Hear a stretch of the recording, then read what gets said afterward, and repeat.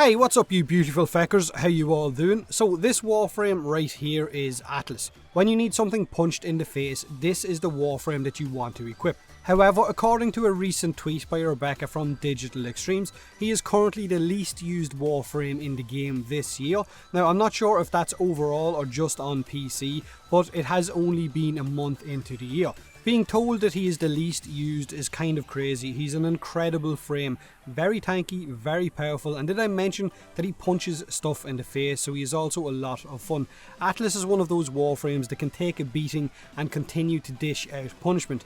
Maybe he's the least used because he's seen as being a bit on the ugly side, and it looks like he has no head, huge neck, no head. Considering fashion frame is the true end game in the eyes of a lot of players, maybe having an ugly frame isn't something that they want.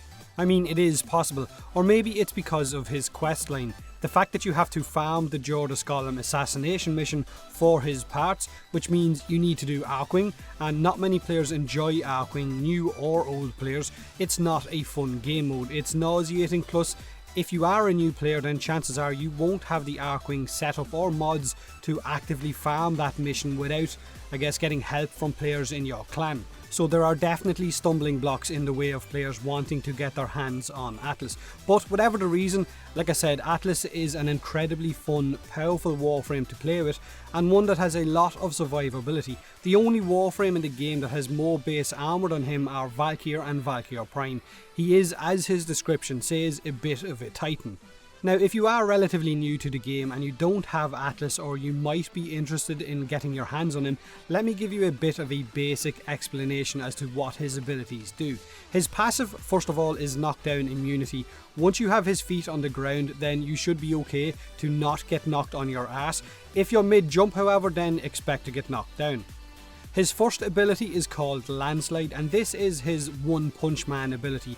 Atlas will dash toward an enemy and punch him in the schnozzle or on the nose. How hard depends on your power strength and the mods that you have equipped on your melee weapon. Mods like Pressure Point and Crit mods and Steel Charge and so on will make your Landslide deal more damage. Weapon augment mods won't carry over or covert lethality to his Landslide, so you can of course drop those out of your build. His Landslide ability also has its own combo counter, so if you can continue to chain hits fast enough together, then you can deal a lot more damage. Also, every third strike from his Landslide will be an uppercut, and that will deal area of effect damage as well as ragdoll enemies that you hit by it, so it's got a bit of crowd control mixed in there as well. Landslide scales incredibly well, and for me and a lot of players is easily Atlas's best ability. You can of course create your very own in-game One Punch Man, although he won't have a head. His second ability is called Tectonics, where he channels his inner Trump and builds a wall.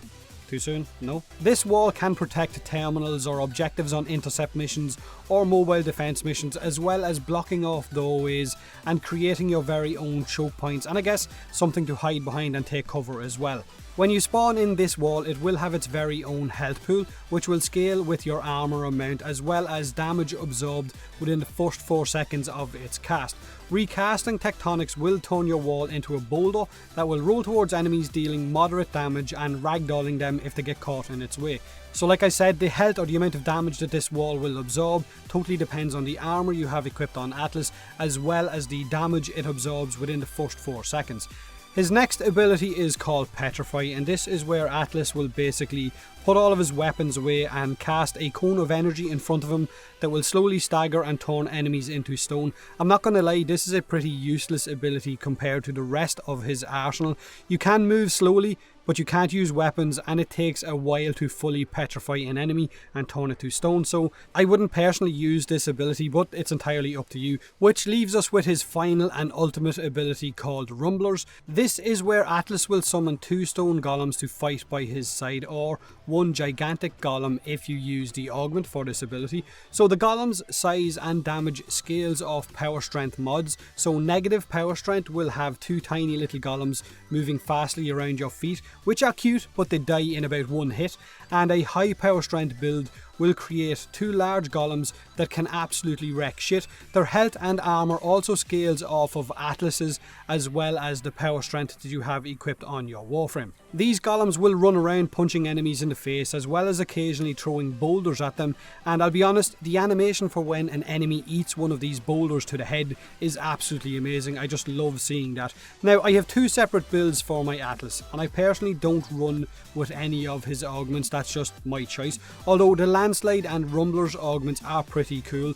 Both of the builds that I use are balanced builds because I like to use his Landslide, his Tectonics and his Rumblers while I'm running a mission. I could fully mod for Landslide if I wanted to, and it would be incredibly effective, but it would also bore me shitless. I don't really enjoy just dashing towards enemy one after another. I like to be able to throw down my Rumblers and also have a wall to protect me if I need it as well. I also don't run with quick thinking, but then that's again a personal choice, and I like to top off my Warframe with as much armor as possible because I like to face tank bullets while I'm punching things. So again, I'm totally baffled as to why this Warframe right now is the least used so far this year. He is too damn good to be left at the bottom of the pile. Let me know what you guys think. Is it because of his quest requirements, because of that Arcwing and the fact that players don't really like doing Arcwing, or is it because he's just pretty damn ugly? In fact, do me a favour and help me out with one of my next Warframe videos. In the comment section below, name your top 3 DPS Warframes in the game right now. Not the top 3 combos as in weapon and frame combo. I don't want weapons to be taken into account. I want frame only abilities, so no Mirage similar setups, although that is incredibly powerful as we already know, even though it is hated. So like Dayform Equinox basically with those slash procs, Bladestorm Ash, Landslide Atlas, Peacemaker Mesa and so on. Basically I want ability only Warframes to be taken into account, and I will have that video up sometime next week. Don't forget to leave a like if you enjoyed the video, subscribe for more Warframe, and as always, thanks very much for watching.